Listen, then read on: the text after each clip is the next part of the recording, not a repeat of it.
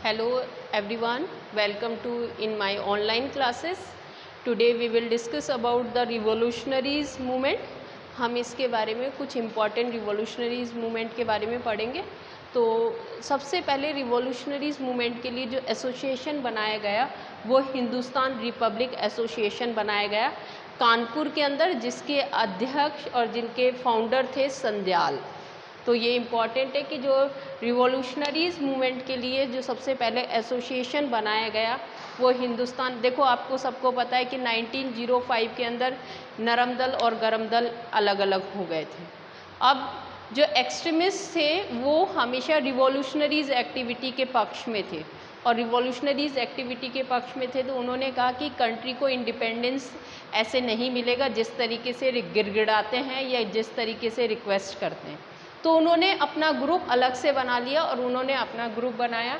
उन्होंने कहा कि जब तक हम ब्रिटिशर्स को परेशान नहीं करेंगे और जब तक उनके साथ हम बराबर से ताकत नहीं दिखाएंगे तब तक वो हमें यहाँ तब तक वो लोग यहाँ से कभी नहीं जा सकते। तो अब उन्होंने इसके अंदर उन्होंने एक एसोसिएशन बनाया। तो ये एसोसिएशन काफ़ी बार आता है कि हिंदुस्तान रिपब्लिक एसोसिएशन, ध्यान रखना हिंदुस्तान रिपब्लिक एसोसिएशन 1924 कानपुर में संदयाल ने बनाया था। अब सबसे पहले उनको इसके लिए क्या चाहिए था, पैसा चाहिए था। तो उनके पास पैसा नहीं था। उन्होंने कहा कि हम सरकारी खजाने को लूट लेते हैं। अब उन्होंने सरकारी खजाने को लूटने की एक वो बनाया, एक प्लानिंग करी और उस प्लानिंग के अंदर उन्होंने क्या किया कि उन्हें ये पता था कि एक ट्रेन है जो कि खजाने को लेकर जाती है और उस ट्रेन को उन्होंने कहा कि हम इसे काकोरी स्टेशन है जहाँ पर ये रुकती है और वहाँ पर हम इसको लूटेंगे। तो ये जो ट्रेन थी ये कहाँ से कहाँ के बीच में चली थी, तो ये सहारनपुर से लखनऊ जाती थी। कहाँ से कहाँ तक जाती थी, इम्पॉर्टेंट है, सहारनपुर से लखनऊ जाती थी। और इसे काकोरी एक स्टेशन है जहाँ पर इसके सरकारी खजाने को लूट लिया गया और इसको बोला गया काकोरी कॉन्स्पिरेसी। इसको बोला गया काकोरी कॉन्स्पिरेसी। इसके अंदर सरकारी खजाने को लूट लिया गया। अब इस लूट के अंदर 4 लोगों को फांसी की सज़ा दी गई। तो इन 4 लोगों का नाम बहुत बार पूछ लिया जाता है। इनमें से 3 दे दिया जाता है और एक अलग दे दिया जाता है। तो आपको ये चारों नाम याद रखने हैं। इसमें भगत सिंह या और कोई नेम नहीं था। भगत सिंह इसमें नहीं थे। काकोरी कांड में भगत सिंह अभी जो रिवॉल्यूशनरीज एक्टिविटीज़ में इन्वॉल्व नहीं हुए थे। तो इसके अंदर राम प्रसाद बिस्मिल, याद रखना, अशफाक उल्लाह, रोशनलाल और राजेंद्र लहरी, ये 4 लोग थे जिन्हें सरकार ने फांसी की सज़ा सुनाई थी। वापस से, राम प्रसाद बिस्मिल, अशफाक रोशनलाल और राजेंद्र लहरी। इसके बाद में अब इसी पार्टी को इन्होंने दूसरे नाम से इसी पार्टी का रीनेम कर दिया, हिंदुस्तान सोशलिस्ट रिपब्लिक एसोसिएशन, और ये बनाएगी 1920 में। और इसको बनाने वाले अब जो इसके फाउंडर हुए वो चंद्रशेखर और भगत सिंह थे। अब इसके जो फाउंडर थे वो कौन थे, चंद्रशेखर और भगत सिंह। चंद्रशेखर और भगत सिंह ने हिंदुस्तान, ये बहुत बार क्वेश्चन आता है कि चंद्रशेखर और भगत सिंह ने कौन सी पार्टी बनाई। तो आपको बस ये याद रखना है कि पार्टी का नाम यही था, बस इसके अंदर कौन सा वर्ड जोड़ लिया, सोशलिस्ट नेम ऐड कर दिया। और इसके जो मेंबर थे, वो जो फाउंडर थे वो कौन थे, चंद्रशेखर एंड भगत सिंह थे। इसके अंदर देखा कि इन्होंने ये रिवॉल्यूशनरी एक्टिविटी बना ली। अब 1928 में बनी, ध्यान रखना ये कब बनी, 1920। अब 1928 में एक और इंसिडेंट हुआ था। यहाँ पर साइमन कमीशन आया था। कौन आया था, साइमन कमीशन आया था। ये कमीशन एक रिपोर्ट तैयार करने आया था। ये रिपोर्ट क्या थी, 1919 में एक एक्ट आया था। उस एक्ट के बारे में अपन डिस्कस कर चुके हैं कि उस एक्ट में कुछ टॉपिक्स को रिजर्व रखा था और कुछ को इन्होंने क्या कर दिया था, ट्रांसफ़र कर दिया था। तो इन्होंने टॉपिक्स को ट्रांसफ़र किया था। तो उसके बारे में कि ये कितना वहाँ पर सक्सेस रहा, उसके बारे में इनको रिपोर्ट तैयार करनी थी। पर ये रिपोर्ट तैयार करना तो अच्छा था, पर इसके अंदर गलत क्या था, तो इसके अंदर ये था कि इसके अंदर एक भी इंडियन नहीं थे, सारे के सारे ब्रिटिशर्स थे और इनका जो हेड था वो साइमन था, सर जॉन साइमन थे, तो इसीलिए इसको साइमन कमीशन बोला जाता है। अब यहाँ के लोगों ने, इसमें एक भी इंडियन नहीं था, इसीलिए यहाँ के जितने भी लोग थे उन्होंने, लीडर थे, पॉलिटिकल लीडर थे हमारे, उन्होंने डिमॉन्स्ट्रेशन किया, उन्होंने ब्लैक फ्लैग लहराए, अपने सिर पर ब्लैक पट्टियाँ बांधी और गो बैक साइमन का स्लोगन दिया। इसी के दौरान जब उनको शांत कर रहे थे, तो इसी में जब लाठी चार्ज कर रहे थे, तो लाठी चार्ज के अंदर लाला लाजपत राय के इंजरी हुई और उनकी डेथ हो गई। अब लाला लाजपत राय की जो लाठी चार्ज किया, उन ब्रिटिशर्स ऑफिसर का नाम था संडर। क्या नाम था? संडर। तो ये क्वेश्चन बहुत बार आता है कि लाठी चार्ज करने वाले जो ब्रिटिश ऑफिसर था उसका नाम क्या था? संडर। अब उनकी डेथ हो गई और इसी का रिवेंज लेने के लिए भगत सिंह ने कहा कि अब मैं इसका रिवेंज लेकर छोड़ूंगा और मैं संडर को मर्डर करके छोड़ूंगा। और उन्होंने यही किया, उन्होंने संडर की हत्या कर दी, उनको मर्डर कर दिया। किसने कर दिया? भगत सिंह ने कर दिया। और भगत सिंह और चंद्रशेखर ने इनको क्या करके, इनको मारकर और छुप गए। अब लोगों को, वहाँ के जो पब्लिक थी उसको परेशान करने लग गए। वो जब परेशान करने लगे, तो जब बहुत ज़्यादा परेशान करने लगे और किसी को पता नहीं था कि ये कहाँ छुपे, इनके घर वालों को, इनके मम्मी पापा को, सबको परेशान करने लगे।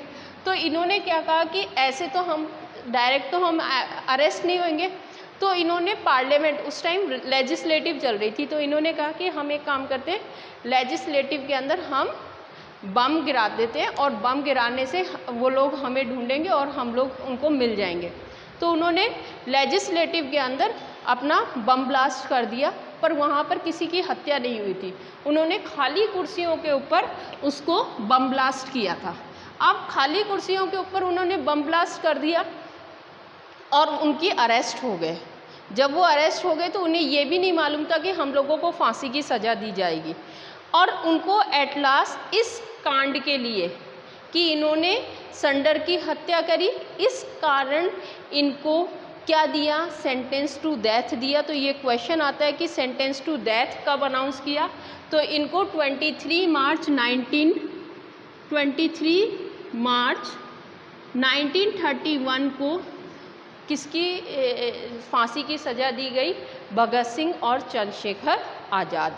अच्छा, भगत सिंह को दी गई फांसी की सज़ा, चंद्रशेखर आज़ाद को इलाहाबाद के अल्फ्रेड पार्क के अंदर उन्होंने खुद ने अपने आप को सुसाइड कर लिया और खुद ने अपने आप को मार दिया।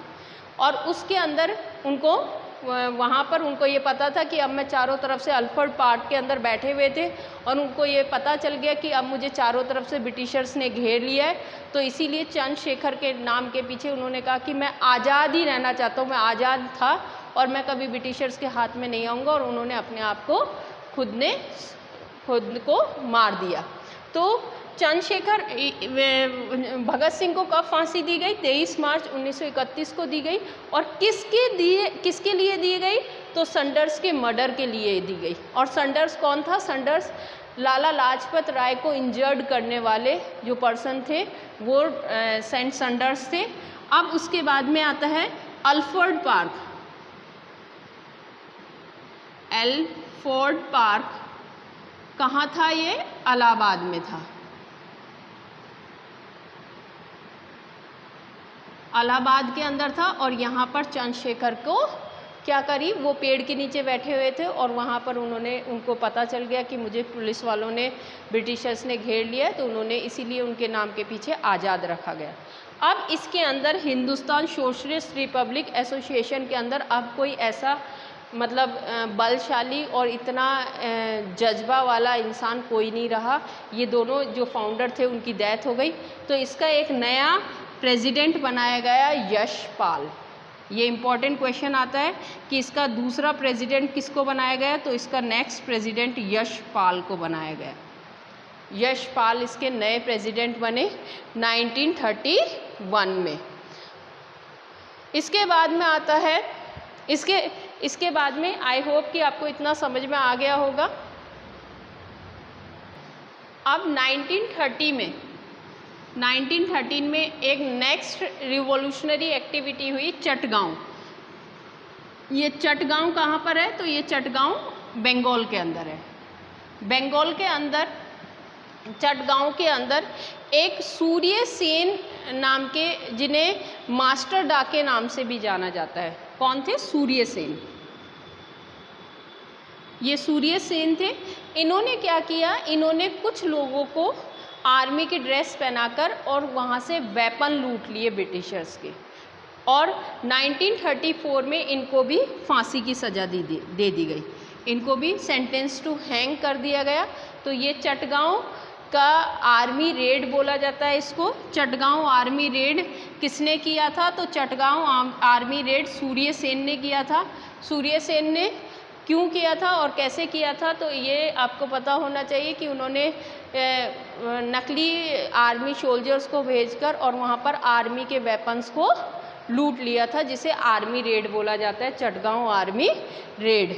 इसके बाद में 1928 में नेहरू रिपोर्ट बनती है। तो नेहरू रिपोर्ट जवाहरलाल नेहरू ने नहीं बनाई थी। नेहरू रिपोर्ट मोतीलाल नेहरू ने और उसके 9 मेंबर्स ने बनाई थी। उन्होंने एक कॉन्स्टिट्यूशन का लेआउट तैयार किया था।